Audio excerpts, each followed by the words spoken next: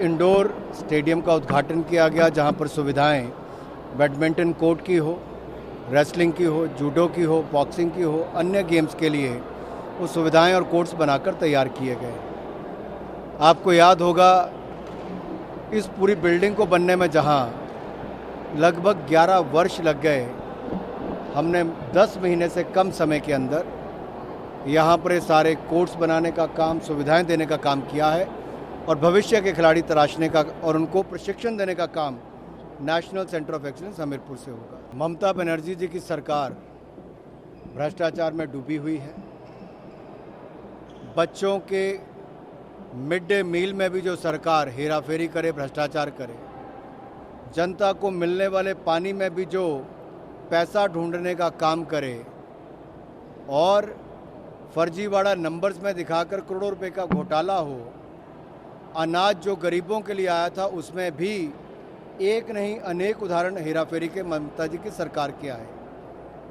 बच्चों को नौकरियां देनी तो दूर, भ्रष्टाचार में संलिप्त करोड़ों रुपए उनके मंत्री से पकड़े गए।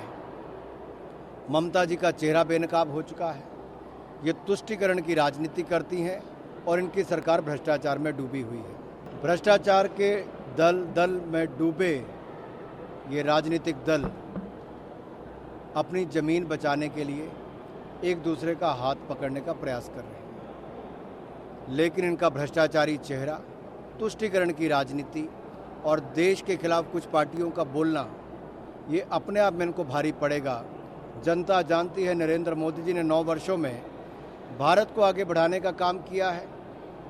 भारत दुनिया की सबसे तेज़ी से बढ़ने वाली अर्थव्यवस्था बना है, 5वीं सबसे बड़ी इकॉनमी बनकर तैयार हो गई। PLI स्कीम में मोबाइल के जो आंकड़े सामने आए हैं वो अपने आप इतना सफल हुआ है कि रिकॉर्ड एक्सपोर्ट मोबाइल का और मैन्युफैक्चरिंग हुई है। स्टील में हम नंबर 1 उत्पादन में हैं, दूध में नंबर 1 उत्पादन में हैं, स्टार्टअप्स में नंबर 3 पर हैं। अगर आप हर तरफ देखें, मोदी सरकार का ईज़ ऑफ डूइंग बिजनेस और ईज़ ऑफ लिविंग के कारण आज भारत लगातार आगे बढ़ा है, व्यापार भी आगे बढ़ा है, रिकॉर्ड एक्सपोर्ट भारत ने किया है। ये आंकड़े अपने आप में समर्थन करते हैं मोदी जी की नीतियों के और भारत के बढ़ते कदमों के। मुझे लगता है कुछ राजनीतिक दल चुनावों के आते राजनीतिक रोटियां सेकने का काम करते हैं। आखिर ये देखना चाहिए कि समझौता और एक कंपनी को किसने बुलावा दिया था, किस वर्ष में बुलावा दिया था, कौन उनकी सरकार, किसकी सरकार थी और क्या वो फिजिकली आ रहे हैं, ऑनलाइन बेच रहे हैं। अगर ई कॉमर्स की बाकी कंपनियां आके कर सकती हैं तो ये अपने आप में कई सवाल खड़ा करता है। कांग्रेस की नीति स्पष्ट इस पर होनी चाहिए, कांग्रेस क्या चाहती है। हमने बिलासपुर में एथलेटिक ट्रैक बनाकर दे दिया है, इंडोर स्टेडियम वहाँ पर बनाकर देने वाले हैं।